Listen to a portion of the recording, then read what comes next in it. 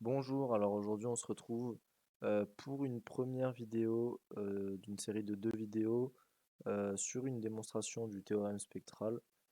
Voilà, donc comme prérequis, ce serait bien de connaître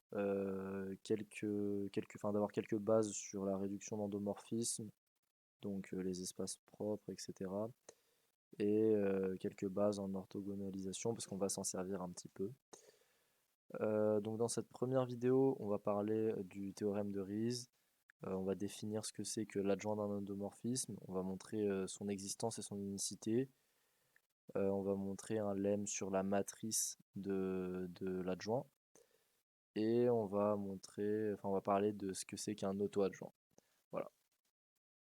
Voilà, alors du coup pour commencer, on va parler du théorème de Riesz et on va le démontrer.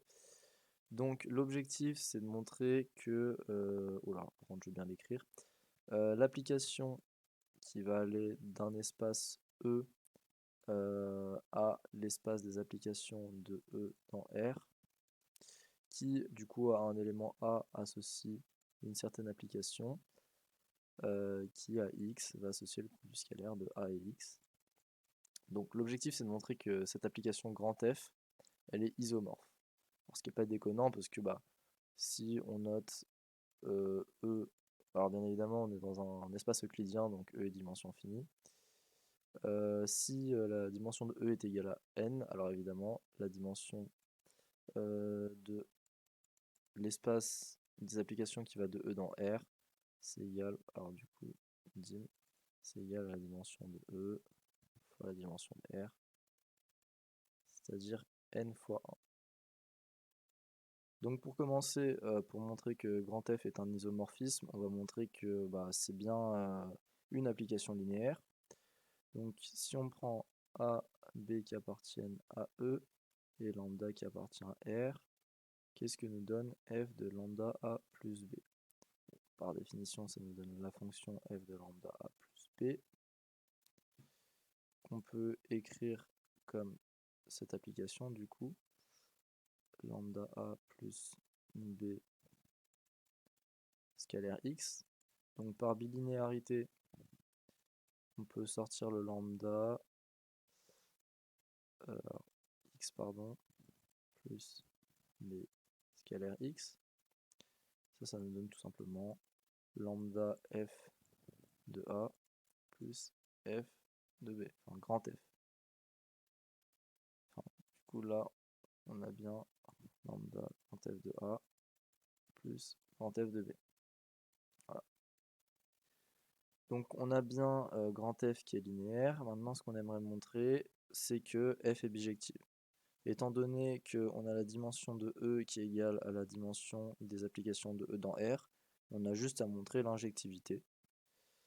Donc, c'est-à-dire, si grand F injective, on a équivalent avec ker de grand F qui est égal à 0. Alors pour ça, on va prendre du coup un élément qui appartient au ker de grand F. Donc on a grand F de A qui va être égal du coup à F de A, c'est-à-dire l'application nulle, puisque A est dans le ker.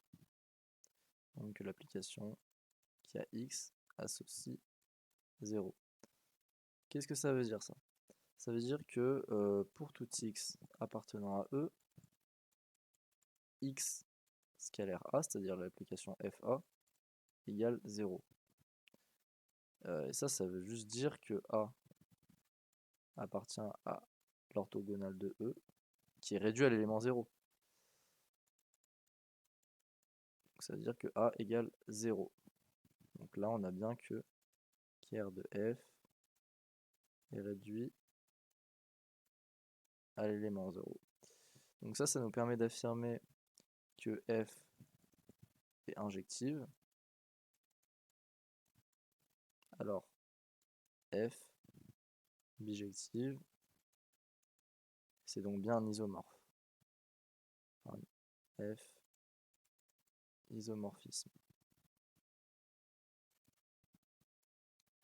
Bon, alors ensuite, on va définir ce que c'est que l'adjoint d'un endomorphisme. Donc si on a U qui appartient aux applications de E dans E, on affirme qu'il existe un unique adjoint à U qui respecte cette condition pour tout xy. Donc U de x scalaire y est égal à x scalaire à l'adjoint de U y. Donc pour montrer ça, on va considérer les placations phi. On va fixer y d'abord, qui appartient à E, qui va être égal à U de x y. Donc, phi appartient bien à L de E dans R. Donc, ça, c'est pas bien dur à montrer. Et du coup, par le théorème de Riesz, on sait qu'il existe donc A tel que A qui appartient à E, tel que U de x scalaire y est égal à x. On va poser ce A égal à l'adjoint de U, y. Donc maintenant, on n'a plus qu'à montrer que l'adjoint est bien linéaire. Ce qui n'est pas forcément évident à première vue en fait. Parce que là, on l'a défini pour un y fixé. Ok, donc maintenant il ne reste plus qu'à montrer que l'adjoint de U est linéaire. Donc pour ça, on va prendre x, y, z qui appartiennent à E et lambda qui appartient à R.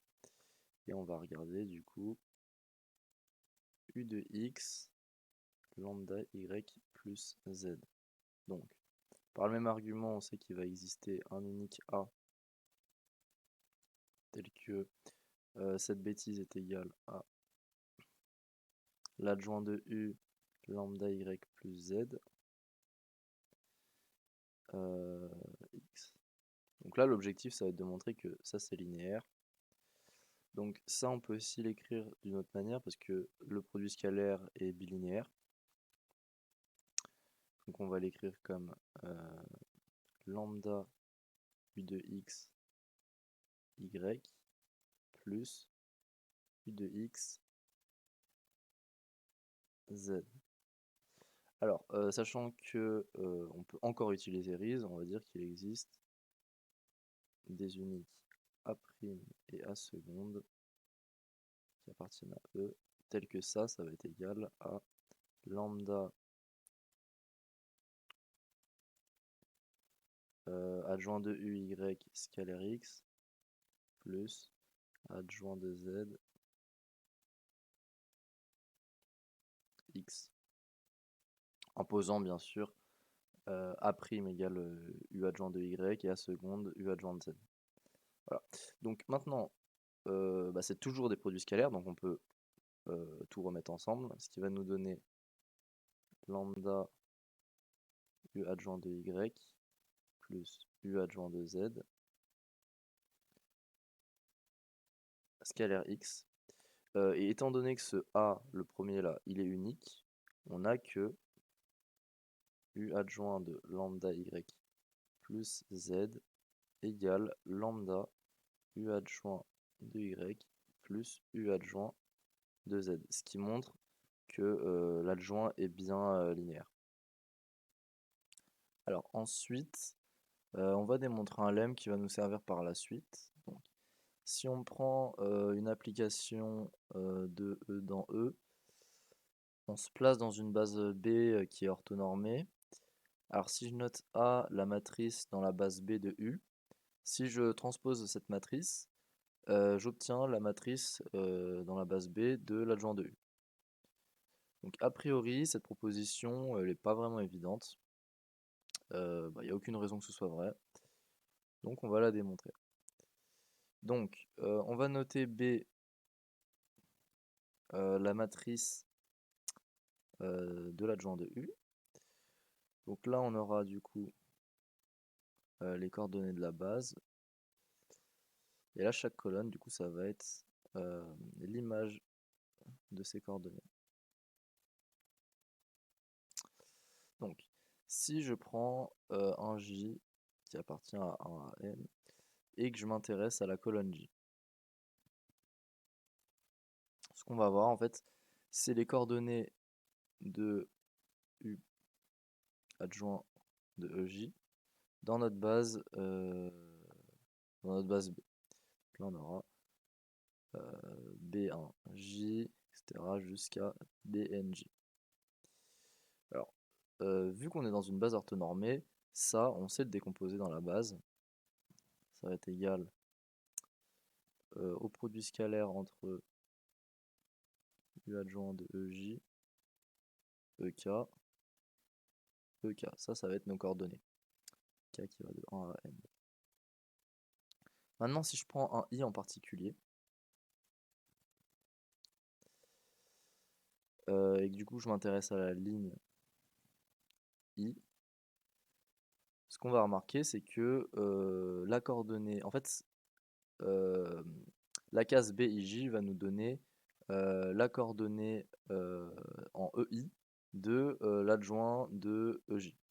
C'est-à-dire, quand on voit la décomposition, comment elle est effectuée, B de IJ va être égal au produit scalaire entre l'adjoint de EJ et EI.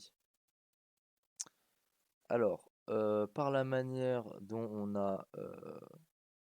on a défini l'adjoint, ça c'est égal à EJ U de EI. Sauf que U de EI, comment est-ce qu'on l'écrit? U de EI, quand on le décompose, ça nous donne la somme des scalaires entre EK et U de EI, EK. C'est-à-dire que en écrivant la matrice de U, on s'en rend compte, mais ça c'est juste la coordonnée AJI, où A c'est la matrice dans la base B de U. Donc ça nous donne simplement que B transposé, c'est égal à A. Et du coup, c'était exactement ce qu'on voulait montrer. Et donc notre lemme est démontrée. Ok, donc ça, a priori, c'est vraiment pas très compliqué à montrer parce qu'on avait vu que si on notait A, la matrice de U dans B, on avait du coup que A transposé est égal à la matrice de l'adjoint de U dans la base B. Sauf qu'en l'occurrence, U égale son adjoint, donc on a A qui égale A sa transposée. Ça veut simplement dire que A est une matrice symétrique dans l'espace E. Et alors dans l'autre sens, c'est pas bien compliqué à montrer aussi. Si on a A qui égale AT et qu'on a que A c'est la matrice de U dans la base B et AT la matrice de l'adjoint de U dans la base B, étant donné que A égale AT, c'est-à-dire que ces deux matrices correspondent au même endomorphisme, ça veut simplement dire que U égale son propre adjoint. Voilà. Voilà, donc c'est à peu près tout pour cette première vidéo qui va nous aider à démontrer le théorème spectral. Donc on a introduit quelques notions. Et du coup, dans une prochaine vidéo, on va s'attaquer au gros du théorème. Donc je vous dis à la prochaine. Salut.